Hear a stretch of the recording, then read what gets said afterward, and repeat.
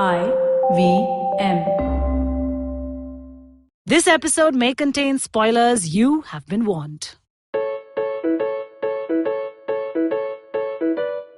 We're back. Yes, you're listening to an all-new episode of Mr and Mrs Binge-watch. My name is Janice Sequeira. And my name is Janice Sequeira. No, you're Janice Sequeira part 2. I'm Mr. Janice Sequeira. Mr. Janice Sequeira. That's a nice introduction. Yeah, Mr. Can we also put that on your visiting cards? What visiting card? I don't have one. But I've always liked Sequeira as a surname. I wish I could. Do you want me to take it over? I'd love to add it to my name. What do you think? Although Aniruddha Guha Sequeira doesn't sound great. Aniruddha Sequeira, that could work. I'll have to drop Guha completely. Given the fact that neither of us have taken our surnames, can we drop this conversation now? Could it just be Mr. Sequeira for the world? Sure. It's like Bond. Okay, so all those of you listening in, your witness, the next time you meet Mr. Guha, please call him Mr. Sequeira instead. Because he has been rechristened. Mr. Guha तो कोई मुझे बोलता नहीं, इतनी इज्जत तो मिली नहीं. मैं बोलती ना रोज. You like say, Mr. Bajaj, you never say Mr. Guha, you say Guha. Wait, you missed my reference. I said like Mr. Bajaj. From Andaz Apna Apna? No, from Ekta Kapoor shows. Which Ekta Kapoor show? Kasauti Zindagi Ki, I have no idea what you're talking about. Oh God, pop culture fail. Excuse me, pop culture, you are pop culture fail. You don't know Bajaj from Andaz Apna Apna. Okay, we both know one Bajaj from different eras and different sort of mediums. But, Aniruddha, the show is called... No, but this, I can't drop this. In the comments, please respond to whether Bajaj from Andaz Apna Apna trumps the Bajaj from which show? Kasauti Zindagi Ke. Karan Singh Grover plays the new Mr. Bajaj, you guys. I spend way too much time on Instagram knowing these things. Okay, but what are we watching and what are we going to be talking about on this week's episode? So what are we watching right now? Well, top of the list, we're watching the Indian adaptation of The Office, a show which has sort of set social media on fire because every day there seems to be someone or the other who has a very mixed opinion or a very critical opinion of the Indian adaptation. What did you think? I think sometimes we are a little bit possessive about certain holy grails, so to speak, and The Office is one of them. And it was always going to be a difficult adaptation. In fact, the American adaptation, the season 1 of which received tremendous flack when it first came out. In fact, the creators said that they didn't even know if they'd be returning back with another season of the American Office almost a decade ago. But it got better with time, right? And I think the reason it got better with time is that it moved away from the British counterpart in terms of its writing, in terms of its characterization. I mean, it took the basic idea, it took those characters, but then it sort of set itself free. My only concern with the Indian Office currently in its present form is that if it continues to purely replicate the scenarios of the American Office, it may or may not work. It might be a misfire or some of it might work as well. And I don't just mean in terms of characterization or acting styles. I just mean in terms of plot lines or in terms of episodic storylines. Because I feel like, why not try to tell an original story even though you're adapting something? No, I totally get what you're saying because I'm 5 episodes in. I haven't finished the season yet. I know you finished the season. I'm actually enjoying it, partly because I do like the cast. I think there's a solid cast in place, particularly Gopal Dutt, who's playing TP on the Indian version. And of course, he's playing Dwight Schrute, who's one of our favorite characters in the American version of The Office. And oh my God, Gopal Dutt is really, really good on the show. I mean, I like the little characteristics that they've given him. The fact that he's this sort of either RSS or Sanghi Parivar ka, soldier. Yeah, he's like a Shakha guy. Yeah. My big problem though, like you said, is it's like I already know what's going to happen because, we are such religious followers of The Office. Even now when you and I get bored, we watch The Office, right? We'll watch a couple of episodes just for fun. The fact that I know what's going to happen in every episode because that's how closely they're following it by the book, that maybe is a little bit of a downer for me. But, all said and done, I'm still enjoying it. I'm enjoying the flavors that they're bringing to the show. I'm also enjoying the acting. I think Gauhar Khan also in that first episode was sparkling. I'm curious to see how the rest of this season pans out and what they do with this show in the future. Like you said, when you're adapting something, certain characters are always going to work. Like, for example, the guy who plays Stanley has this Indian version called Salim. Yeah. And that character, the way it's been written in the original, is going to work irrespective of which language or what the background of that person is. Right. But then there are certain tricky parts, right? Michael being the toughest example. Yeah, Mukul Chadda's got a lot riding on his shoulders. Yeah, because and also I think it's unfair in the sense that, I mean, you are essentially always going to be compared to one of the greatest comedic geniuses of our times. Yeah. And I think the only way, and I mean, look, this is not going to be a one-off show, right? I mean, I'm assuming that if they're adapting it officially, there are going to be more seasons of the show in future. I'm assuming a lot of that has to do with how the first season is received. But I think there would be a lot of sense in somewhere wanting to maybe just take a few steps away from the original, disassociate from it slightly. Sure. And, trying to take its own course, because I think that's what they did. If you see the Michael of season 1 and you see the Michael of season 9, they're two very different people, right? The character evolved over a period of time. Yeah. So there's no reason, there's no such compulsion that you have to stick to the character and his arc just as it is in the original. So I think season 1 is also in a sense a trial and error sort of a scenario, right? Yeah. You're trying to see what parts, and I think that happens with all great comedies. They all sort of, the first season, all the best comedies of our times have had average season 1. I mean, we are watching Friends season 1 right now, just for time pass, in between when we're sort of taking a quick break.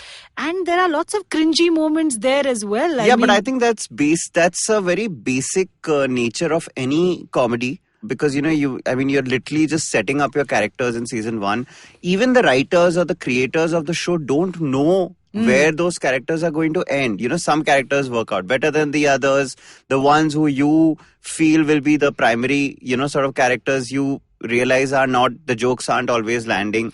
So I think it's a trial and error process. There is, the reason we are talking about it is that, yes, there's a lot of hate coming the way of the Indian Office, but it's also got to do with the fact that, fans have access to the original Office on Amazon Prime. Correct. I think what will be interesting to see is if the Office works with an audience that is not familiar with the American and British Office. But, I'm quite certain that it will find an audience. I mean, those who've not watched the Brit and American version, there will be an audience for a show like this. Because in any case, these are the kind of comedies we do like, right? I mean, they're making them by the dozen right now. We've had Mind the Malhotras, now you've got The Office.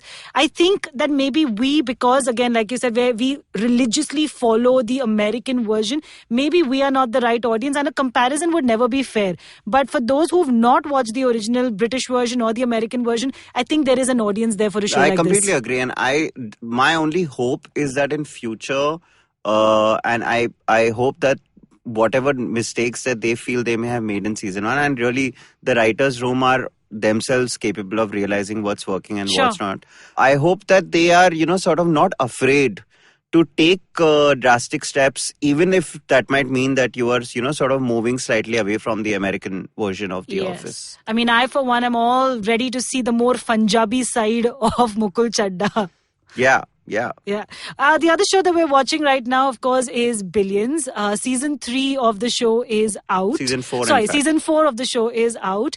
It's not out on any of the OTT Yeah, it's very annoying that there are certain shows that come out on time on certain platforms and some don't. And Billions is one of those that hasn't. Yeah, this one we kept waiting and then we realized, oh wait, the season is launched and it's also over. So we finally downloaded the show and we started watching it last night. And what a cracker of a first episode of season 4. Paul Giamatti, how do you pronounce his surname? Giamatti, I'm assuming. Is it an O over there or an A over there? No, there's an A-M-A-T-T-I. But is it Giamatti then? Yeah. Oh my God, Paul Giamatti fans are going to slap me. No, guys, I know how to pronounce his name. But, okay, cracker of a first episode for season 1. Damian Lewis, of course, looks like he's losing, and Paul Giamatti looks like he can't make a wrong move. And, of course, the wife. Wendy's always been such a fascinating character for me because I've never been able to sort of pinpoint exactly what it is that she does, that she has such a hold over these two men. Do you know what I mean? Like now 3 seasons have gone by. She's the one who pulls the strings clearly. It's almost like she's the puppet master. I love that. Yeah, but also Billions is a show that has also gotten better with time. Like every show we love.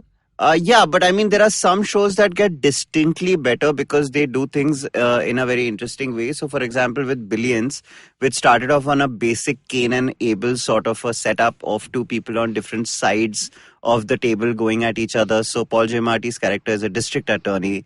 Damon Lewis plays the owner of a He's a hedge fund owner. Of a hedge fund owner, and it's essentially about capitalism versus the law, and about doing the right thing. And it starts off on that basic idea, and the first season I thought was good. I mean, it sort of sucked us into that world, and it seemed interesting, but it really started going places in season 2 and 3. And I think season 3 especially, and because we're talking about the new season, which is number 4, season 3 ended on a very interesting sort of plot point where it brought the two enemies together. So it's interesting to see what they do with that little twist in the story in the new season. And like you said, episode 1, which we just recently started watching, I thought it was cracking, because I think now the dialogues, the one-liners are just flowing. It's become wittier. It's almost like after the episode ended, we were, Ani and I were looking at each other, we were chatting about how they've written the dialogues to be more witty, to be more snappy. There's sort of, a line where everywhere you go, there's sort of, what are those lines, those catchphrases and really cool lines almost in every second scene. And of course, Paul Giamatti has some of the best ones in the entire episode. Yeah. But I think, what you were saying earlier, that more shows get better with time. I don't think that's entirely true. I think there are certain shows that after a point, because they get redundant, they need to take some bold steps, and those bold steps don't always work. Sometimes they do, sometimes they don't. With Billions, I think every little plot twist that they have introduced over the last couple seasons, for example, the entry of a character called Taylor, which is played by Asia Kate Dillon. I mean, it was, I think, meant to be a sort of a character who was sort of an interesting addition to the mix, but has now grown to be one of the major characters next to Damon Lewis and Paul Giamatti's. And I think when that kind of a gamble works, it just gives you so much more material to play with in new seasons. Yeah, and for those of you who might be part of Team Taylor, as they're calling it in the first episode, there's a huge surprise for you in store. I mean, when we saw it, we were pretty gobsmacked. Yeah, but I'm assuming this is only for people who watched the first 3 seasons of Billions. Of course, this is if you are a Billions loyalist, of course, like us. But Billions is out on Hotstar, guys. So, I mean, if you haven't watched it yet, check out the episodes that are out so far. I mean, the latest season, as we said, is not out, obviously, but the earlier seasons are. So season 1, 2 and 3 are on Hotstar. Season 4, for some strange reason, is not yet on Hotstar. My guess is that the license expired. No, I think it's a Showtime show, so I think they might, in fact, there might be syndication with some other Indian channel. That's what happened with Bosch. It's so annoying. Bosch, which is one of my absolute favorite shows on Amazon. It's actually my number 1 show on Amazon. It's an Amazon original. You know how much I love Bosch, right? Yeah, I do. It's my favorite cop drama on TV. And even though it's an Amazon original, it does not get a day and date release in India on Amazon Prime, because I think it's got a syndication deal with one of our TV channels. So the entire episode, the 12, 13 episodes, first air out on TV, and only then Amazon sort of releases the season, which I think is really stupid. All right, Bosch fans, how about we put a petition together and write to Amazon India and say, let's get Bosch at the same time as the international audiences. I think it's kind of, you can't feel like a third world country even more when you have the same streaming service that is airing the show in every other part of the world, but you have to wait an extra 6-7 months to see the same show, unless you go out there and procure it through illegal means. Take a leaf out of Disney's book and please show us movies and shows at the same time. The last show that we're going to talk about before we move into our main topic for today, of course, where we just finished watching Dark. I mean, this is a show that both Aniruddha and I have so much to talk about that we're probably going to come back and do an episode on it, right? I mean, 2 seasons, much debate, many fan theories, lots of mind because you had to go back and study so many family trees, so many characters and names to remember, and to top it all, there is a lot of time travel. For people like me who do not understand science and all this science fiction shit, Dark was a real challenge. No, Dark is a challenge for any audience member because it's just the most beautifully complicated, intricately plotted show of all time, I think. I mean, look, my mind gets blown away every time I watch an episode of Dark. I'm one of the biggest fans of the shows, and I mean, I'd be ready to go all out right now and have like a 1 hour discussion on Dark. But like you said, we've just watched it over the weekend. Of course, at least, I mean, I won't speak for you, but my mind has been blown. And, it's one of those shows that has a residual impact after you watched it. So you want to go out there, you want to read various fan theories, you want to see what the world is talking, what is the world is saying, what the creators intended, what are some of the Easter eggs. So I'm in that phase right now. I'm in that sort of post-dark, euphoric, I don't want to get out of this phase and just stay in this frame of mind. So I think it's a little too early to be able to really dissect the season in a very objective way. So I think, we'll keep Dark for maybe later. For me, to be honest, Dark season 1 pretty much, I think, went over my head. Even though I watched all of it, it took a lot of sort of almost studying and preparation to be able to first understand the basis of what happened in season 1. And in season 2, I'm just relieved and happy that I actually understood finally where the characters are going, how the time travel is working, and the science of it all, the theory that or what the showrunners want us to try and understand, which is the foundation of the show. But like Ani said, there's so much to talk about with Dark that we're going to come back and do a whole episode. For now, though, let's get into our main topic of today, which is the big Marvel and Netflix breakup. On the other side of this break. Hello, everybody. Welcome to another awesome week on the IVM Podcast Network. If you're not following us on social media, please make sure you do. We're IVM Podcast on Twitter, Facebook, and Instagram. One more reminder, we are still hiring. We're looking for producers, content creators, audio engineers, developers, and basically all kinds of people. Go onto our careers page, ivmpodcast.com/careers, and apply. Please send us your resume, and we'll get back to you as soon as we can. Also wanted to make a note to you all that, hey, if you are listening to us and you hear something you like, take a screenshot of what you're doing, send it to us on social media, tag us on Facebook or Twitter or Instagram or wherever, and we'll repost you on our own page. This week, your favorite fitness podcaster, Urmi Kothari, is back with Season 2 of the Kinetic Living podcast. Urmi is doing 2 bite-sized episodes every week, Tabata Tuesdays, which will be a 4-minute workout, and a second called Thriving Thursdays, where Urmi will share motivating personal experiences or challenges she's faced. On Cyrus Says, actor and improviser Mukul Chadda talks to Cyrus about his central role in the Indian adaptation of The Office, the process of adapting the scripts, and how he went from being a research analyst in New York to an actor and improviser in Mumbai. On the first episode of Tech Careers in the New, presented by Accenture, Sheila Ditya is in conversation with Sanjeev Narsipur. He's the managing director and blockchain lead at Accenture Technology Services, and they talk about blockchain, its real-world practical applications, and what it takes to have a career in this space. On IVM Likes, IVM staffers delve deeper into the universe of independent and parallel cinema. On The Habit Coach, Ashton talks about never missing Mondays. He also talks about maintaining the momentum and owning that habit. On ATKT Talent 10, P-Man and Krupa are joined by Sai, a rapper, and Kala, a music producer and rapper. They talk about their ATKT journey, the first songs they composed and produced together, and collaborations with other rappers. On Not Just Dansak, Person talks to Roxanne Bambot and Maruk Mogrelia about immersive Parsi food experiences like Parsi food walks and home dining. On What a Player, Siddharth, Mikhail, and Akash review the previous week of the ongoing ICC Cricket World Cup, preview the upcoming week along with some unusual predictions, and give out their What a Player of the Week. On the Pragati podcast, Pranay Kotasthane returns to help us understand how fiscal federalism works in India. And with that, let's continue on with your show. And they have broken up. Marvel and Netflix are no longer in a relationship. Jessica Jones, Daredevil, Iron Fist, The Defenders, The Punisher, Luke Cage, all of them have checked out.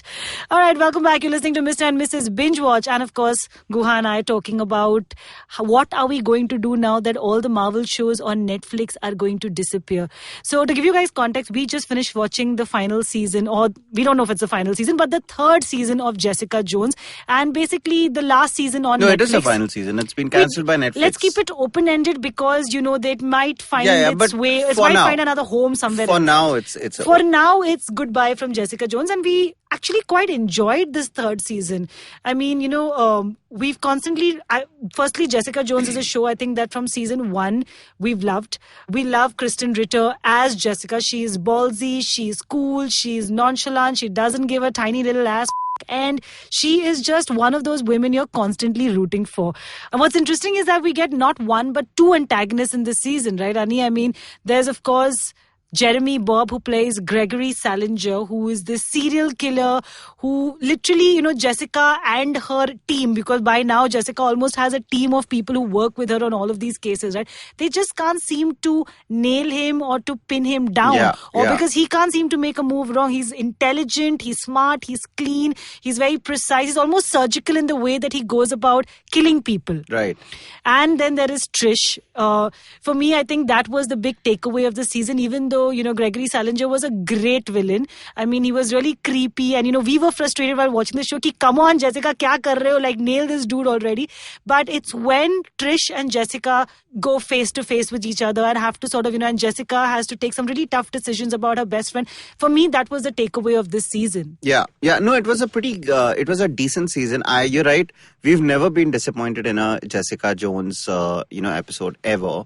Although I do believe that it sort of peaked in season 1. I think the first season of Jessica Jones was the best season of the show ever. Yeah. Which, of course, gave us a great antagonist in Kilgrave, which was played by David Tennant.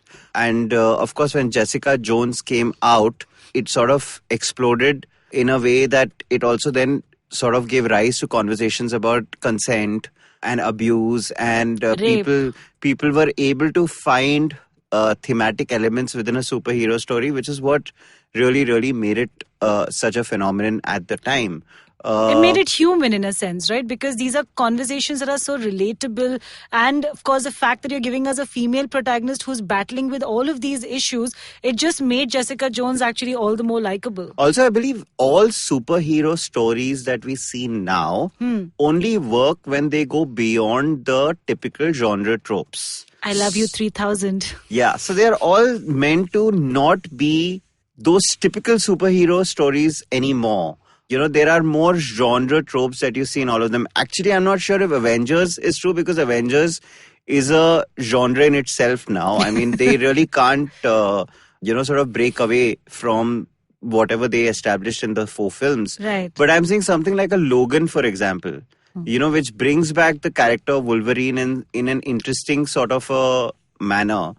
Breaking away from the typical genre tropes, or what Thor did with Ragnarok, which is like move away from the earlier 2 films and sort of turn it into this pulpy, comical 80s kind of comical superhero. So you're not watching a superhero film, you're watching a comedy. With Logan, you're not watching a superhero film, you're watching an intense drama. Right. It's something that Nolan really started with the Dark Knight trilogy, where he basically turned them into crime dramas.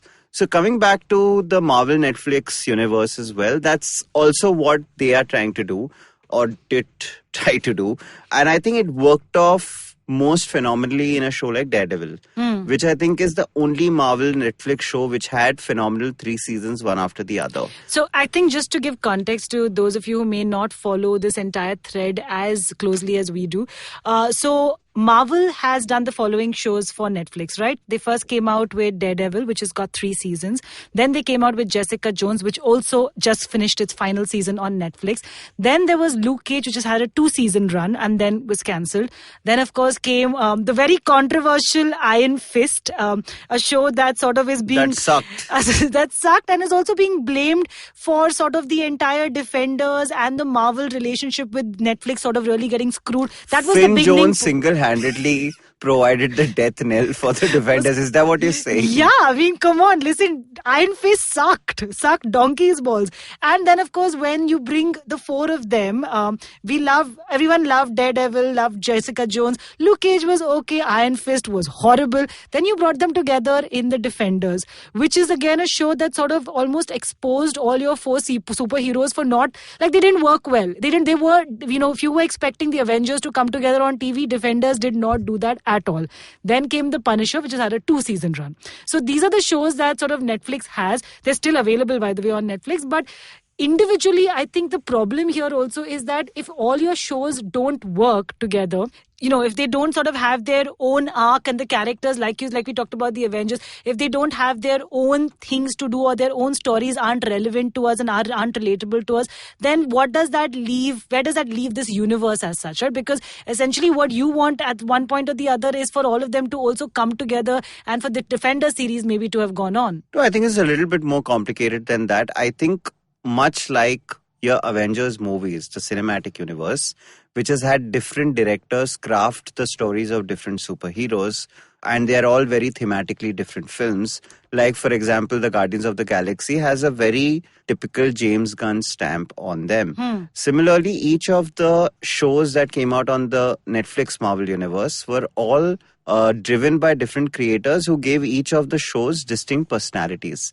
I don't think there is a possibility of them ever sort of being able to come together. But of course, the craft lies in ensuring that whenever a crossover happens, like for example with the Defenders, it all sort of falls into place. But I think that's a step ahead of the discussion right now, because I feel at a very basic show level, both Iron Fist majorly and Luke Cage eventually didn't really come together, and that's got to do more. But that's what I mean, right? So in a Defender scenario, or when you put all four of them together in a show, and then you even bring in a big gun like Sigourney Weaver, who's the main villain of the season, and you love two characters and you love their individual seasons, and you dislike or you don't care much for the other two characters, where does that leave you? It's like saying I love Captain America and I love Iron Man, but I really don't like Thor and Hulk. Right. So, but I think that's also got to do with the medium, right? Because I think with films, you are working within a specific 2.5 hour format, 2 hour, 1 hour, 45 minute, whatever it is.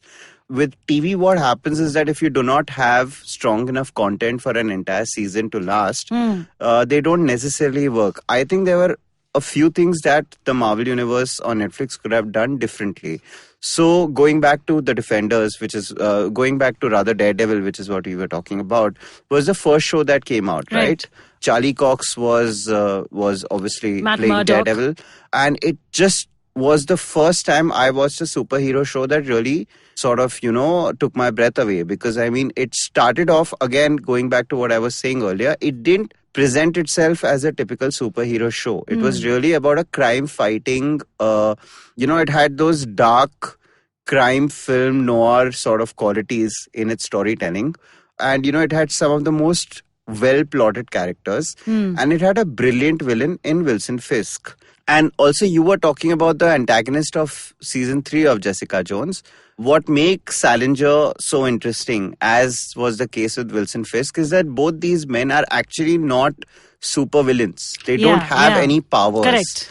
And to be able to make humans menacing in the face of superheroes and still making it seem like the superheroes have and sort of are going up against these strong entities is where the real task lies. And I think that's where it works so beautifully. Because you're talking about Daredevil season 1, I also sort of want to talk about the fact that, a lot of shows have extra characters, whether there's a best friend or there's another sort of crime fighter with you. And I don't know if all of them always leave an lasting impact on you, right? But with Daredevil season 1, we weren't just invested in Matt Murdock. We were also invested in Foggy and his friendship. We were also invested in this little romance that he's got going on with Karen.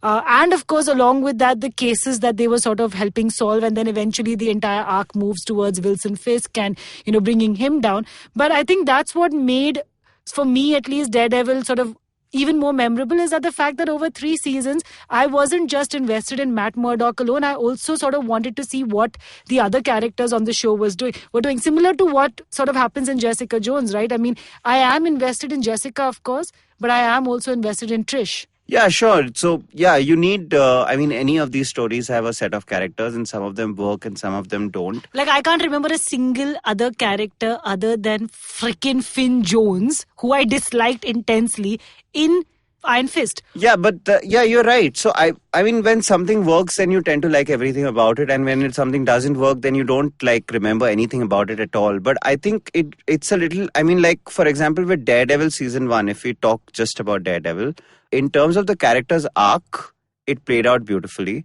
They were also focusing a lot on the legal side of his profession, which is what made Foggy and Karen such interesting characters, because they were interwoven into the story in a very fluid manner.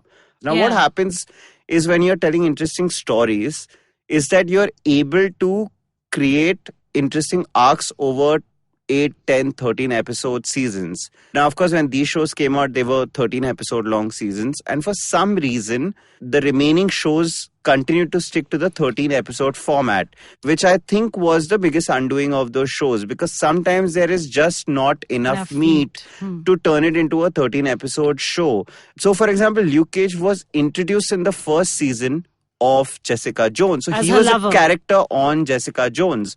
I feel that maybe both Luke Cage and Iron Fist would have worked if they were maybe presented as two characters in a single season, maybe. I think when you try to replicate the entire Marvel universe on celluloid, and you try to bring in that aspect into each and every one of your show, basically you're trying to be too ambitious, right? So when you don't have great material, like in the case of Iron Fist, is when it falls flat on its face. Now, for example, we realized even after the first Avengers came out, the Marvel bosses realized that how much ever we loved Mark Ruffalo as Hulk, it didn't really make sense to make an individual standalone Hulk film, because they had made some before and they had worked, but it didn't make sense to sort of reboot the character now with Mark Ruffalo all over again. So I think if they had taken such smart, difficult decisions, like for example, when the first season of Iron Fist sucked as badly as we say it did,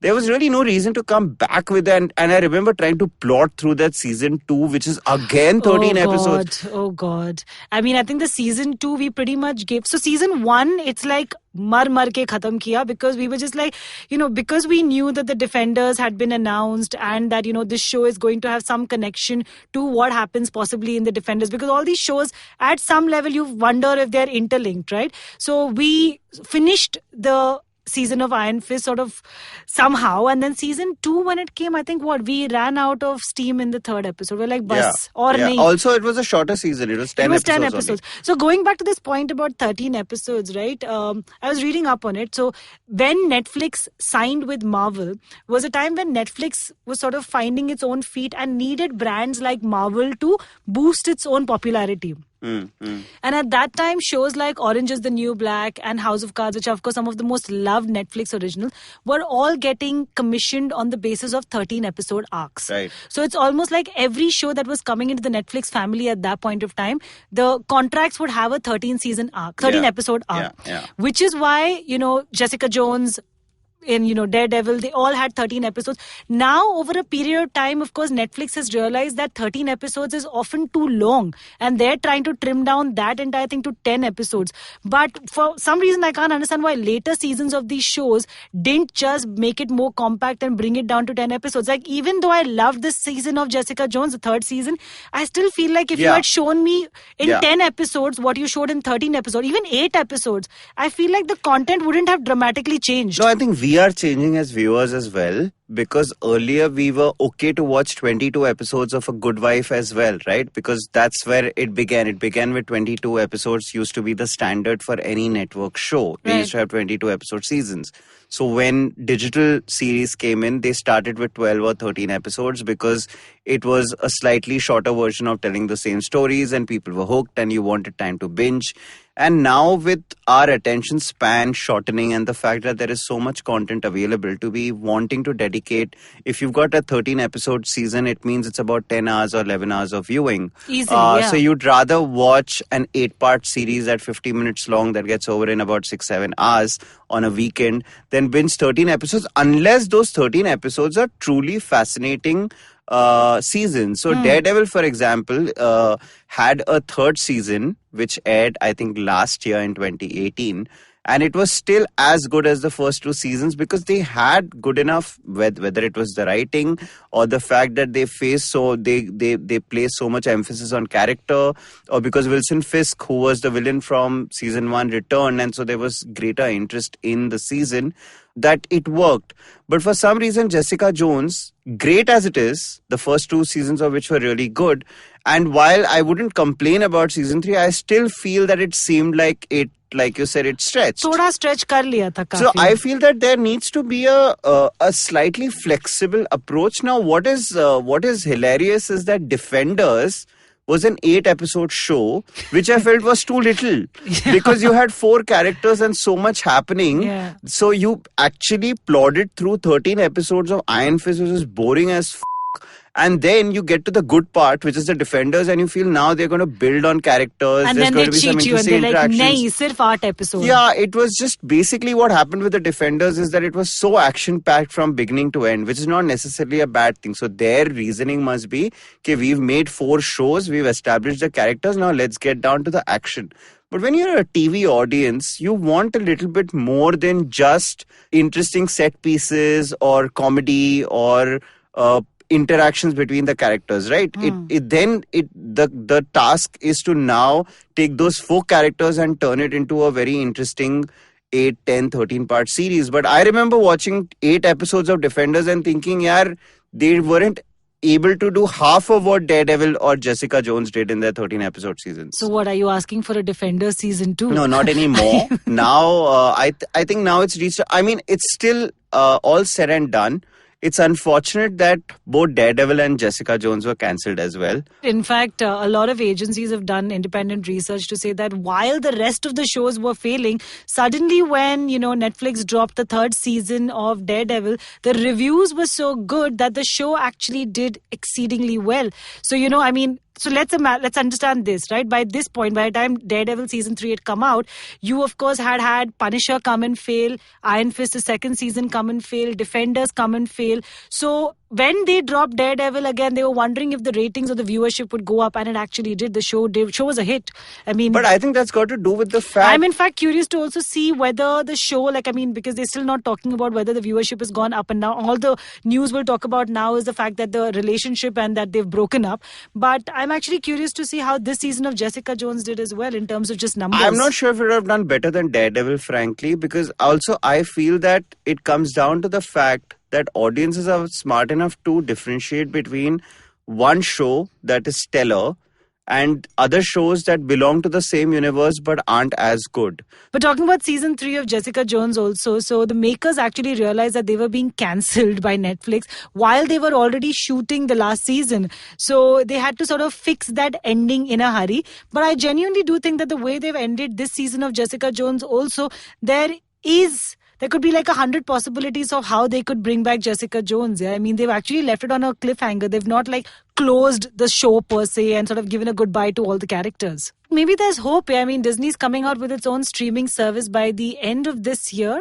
And they've already announced a bunch of shows that are likely to go up. Basically, what we are saying is that the Netflix shows might still pop up on the Disney channels, right? Yeah, I mean, I'm hoping that, at least maybe Jessica Jones and Daredevil deserve to continue with the legacy that they've already sort of put in place. Yeah, it's interesting. I mean, I think it's also, when you move from one streaming service to the other, you also have the option to sort of relook the entire, sort of revamp it and bring it back.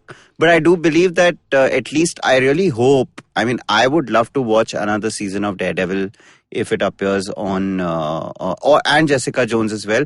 And I feel then they can break out of their entire 13 episode arc sort of compulsion. Yeah.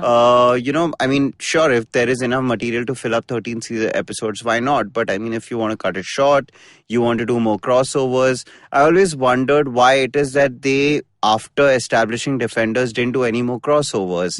Apart from the odd cameo here and there.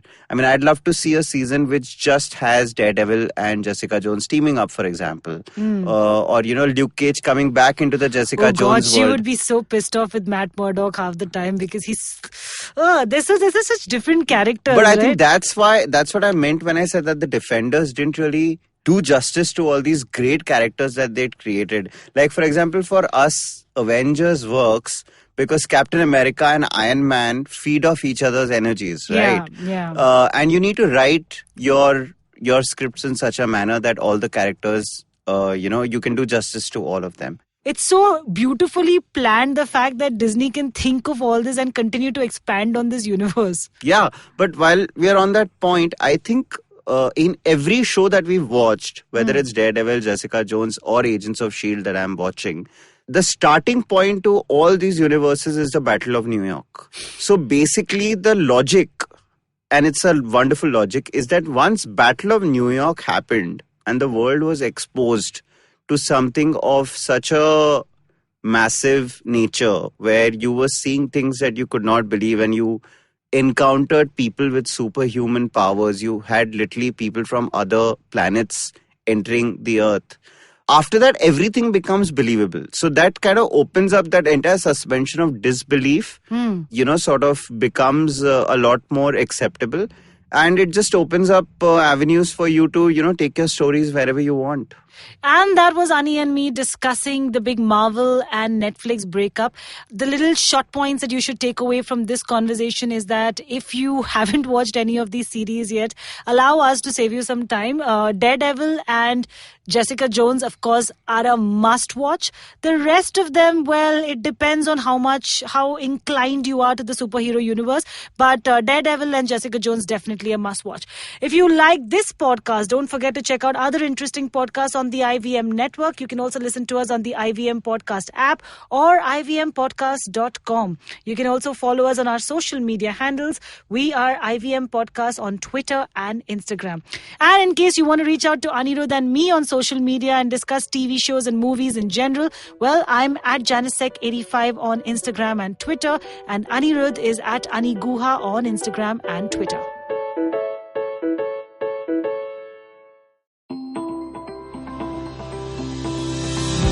Hi, I'm Ronnie Screwwaller, and you've been listening to my podcast and the multiple chapters of my book, Dream With Your Eyes Open.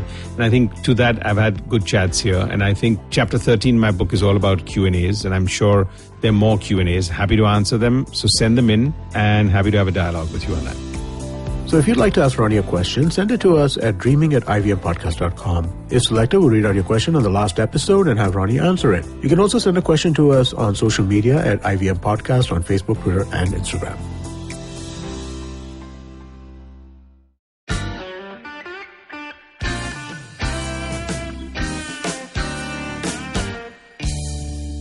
Filter coffee is a fascinating beverage.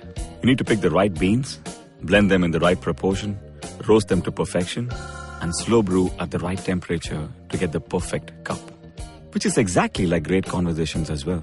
You need to track down the most interesting minds, get them into their zone, and settle down for an unhurried, unscripted chat. And coffee for me is always, always, always best enjoyed with friends.